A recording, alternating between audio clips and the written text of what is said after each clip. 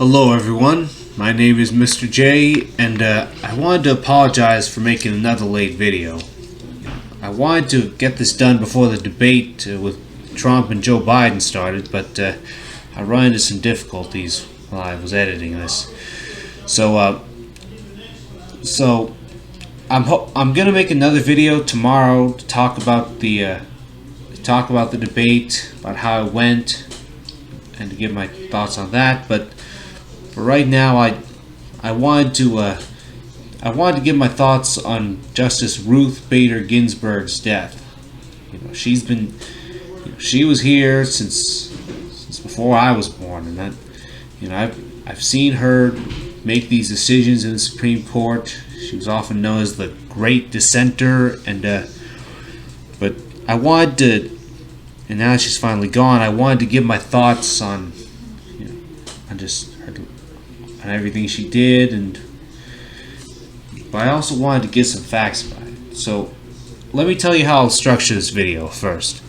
So I'm going to give some facts about RBG and about her position before anything else.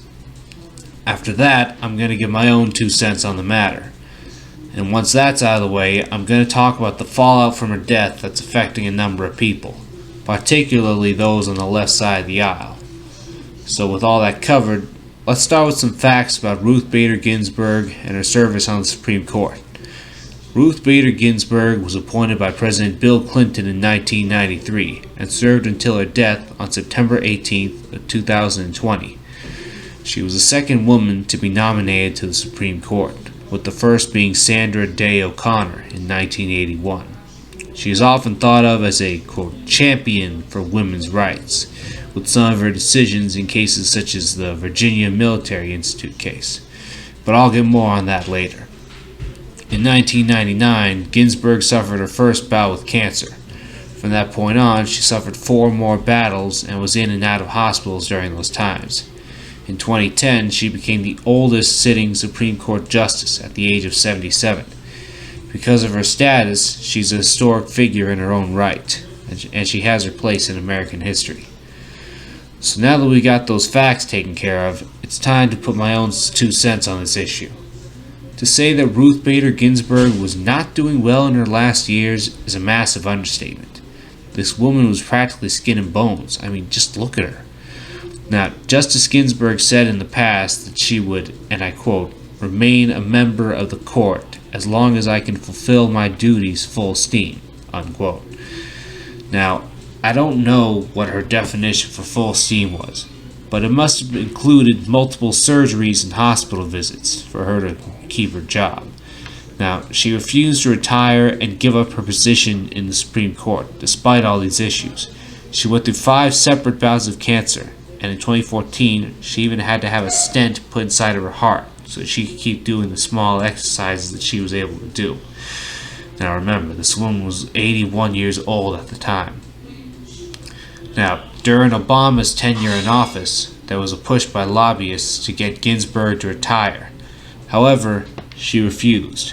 Now, whether or not this was in lieu of a female presidential candidate, such as Hillary, coming into place and replacing her, I can't say for sure. However, the fact is that despite all of her obvious health problems, she stubbornly refused to give up her seat, out of sheer spite. In later years of her tenure, Justice Ginsburg had become far left. You could see this reflected in some of her later court decisions, which I'll leave a link to down below. It's likely that when President Trump came into office, her retirement plans got derailed. Now, while her motives to stay on the Supreme Court probably weren't the purest, I'm still amazed that she was able to stay alive as long as she did, despite all of her existing conditions. Now, the last thing that I want to talk about is the amount of outrage from leftists on social media following her death. Now, I probably can't show this clip exactly because I don't want to get copyrighted, but I will describe it for you. Alright, so this woman is filming herself, and you can see that she's clearly angry and in despair over RBG's death. She wanted her to make it to 2021, in her words.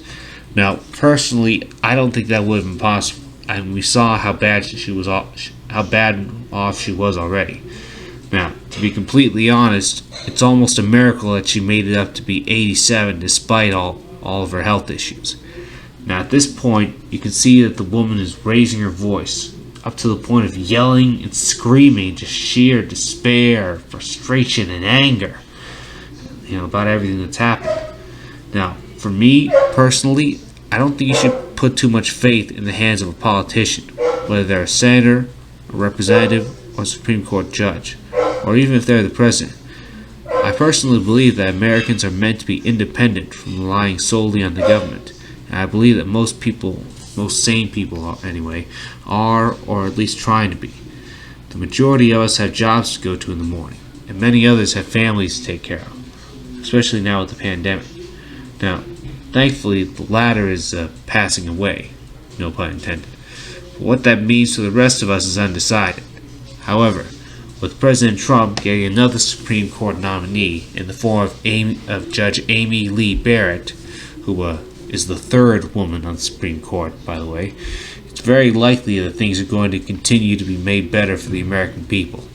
But anyway, I hope you enjoyed the video. I usually try to make these top videos in my spare time, but I also like to try to find relevant footage for the topic that I want to talk about. I know I'm not so much of a channel as I am just a guy who posts videos for his friends every now and then. But to be honest, I'm okay with that. It's something I do as a hobby, and it's fine by me. I'm not in it for the money, and it's mostly just to put my thoughts in my mind, into something productive. And I feel like I'm accomplishing that by making these videos. Anyway, I hope you all have a nice day, everyone. Take care, and God bless.